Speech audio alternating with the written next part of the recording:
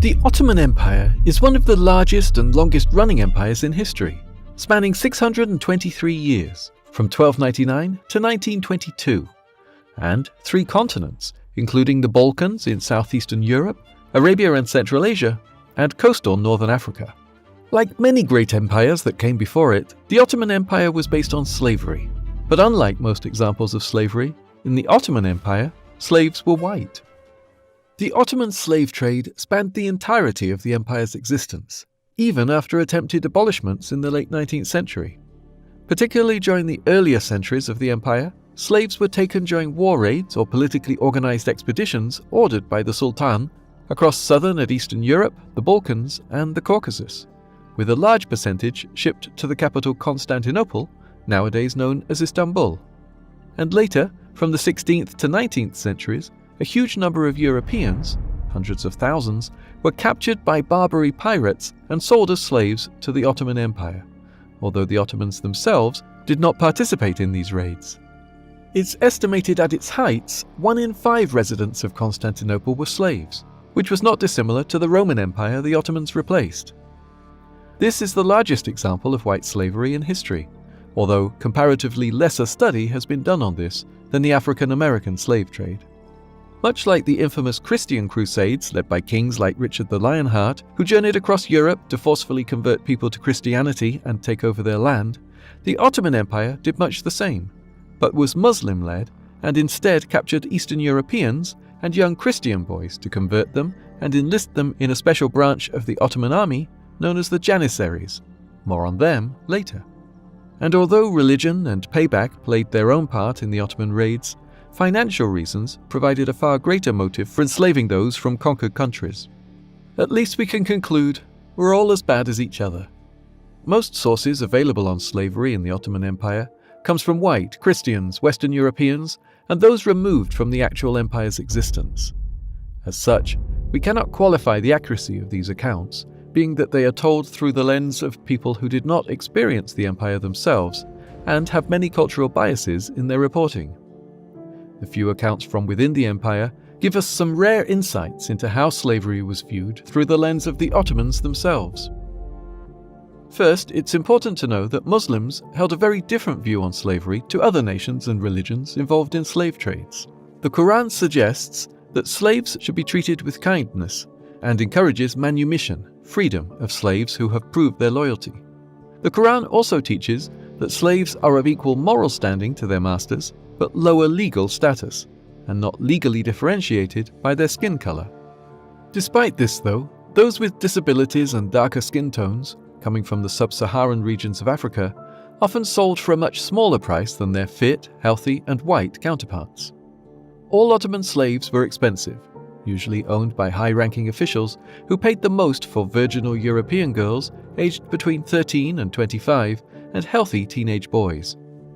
But despite their expense, court records have shown that it wasn't just high-ranking officials who owned slaves.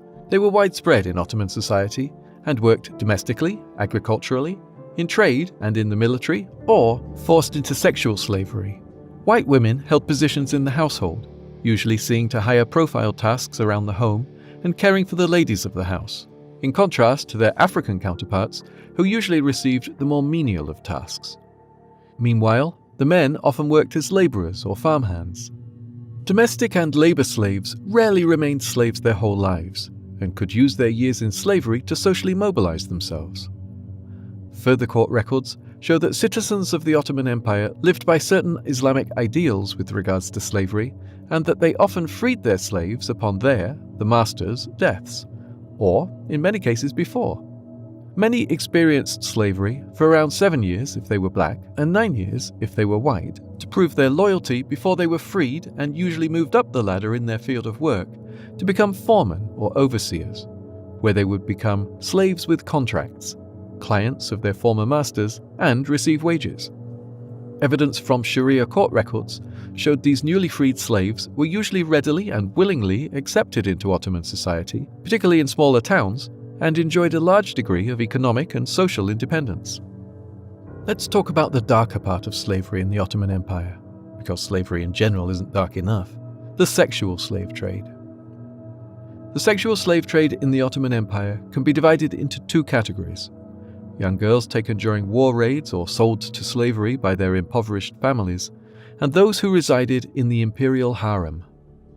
The lesser fortunate female sex slaves were expected to be freely sexually available to their male master, although not the husband of a female master, and often lived in part of a harem. But they did have certain rights not afforded to other women in slavery. Lucky them.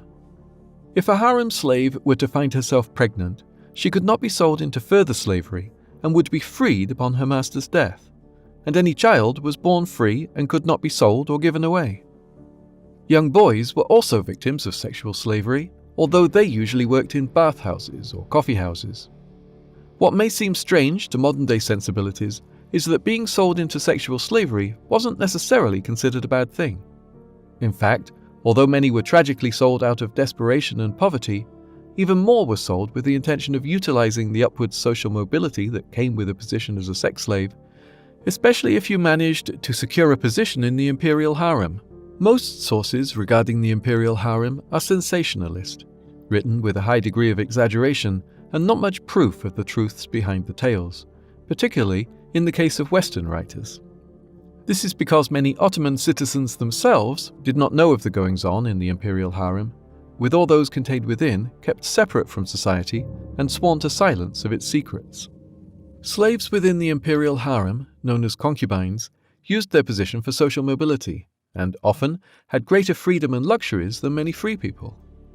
They were guarded 24/7 by black eunuch slaves and enjoyed positions of power, the ability to become wed to a high-ranking official or even one of the sultan's wives, whereby, particularly in the period 1533 to 1636, they wielded great political power, having the ears of many influential men. However, they were still slaves, forced, however visually willingly, to submit to the men around them whenever they desired, and without choice of their suitor. Limited sources suggest very few harem slaves were ever freed from their concubine positions. Let's go back to the 14th century and the young boys who served in the Ottoman military branch, the Janissaries. The Janissaries were young boys taken as blood tax, or devshirme, at the end of battles and assimilated into the elite Ottoman army. Their taking was justified by the Sultan as part of the Islamic law that said the Sultan was entitled to 1/5 of booty collected in battle, beginning with the third Sultan Murad I, who believed humans were a valid part of this booty. After their capture, the boys were forcibly circumcised, converted to Islam, and became part of an intense slave soldier regiment where they were subjected to extreme discipline, becoming highly focused elite soldiers. The Janissaries were forbidden to grow beards or marry before aged 40, and expected to show complete and utter loyalty to the emperor. They received wages, were supported in battle, and became one of the first regiments to train in the use of firearms in the later centuries of the empire. In some cases, officials were even bribed by parents to take their children in the hopes of improving their socio-economic status. By the 1600s, the need for Janissary troops outweighed the number of boys drafted, and devshirme-only conscription to the Janissaries was abolished, allowing freeborn Muslims to join their ranks and capitalize on the potential to improve their socio-economic status. White slavery in the Ottoman Empire is not as black and white, pun not intended, as it seems in other areas and periods of time. Our lack of sources paints an incomplete picture of slavery and how slaves were treated in the empire, but what we do know creates a multifaceted and not wholly negative picture, as it does in the transatlantic slave trade. Enjoy learning about slavery and other dark parts of history? Like and subscribe for more weird and wonderful content.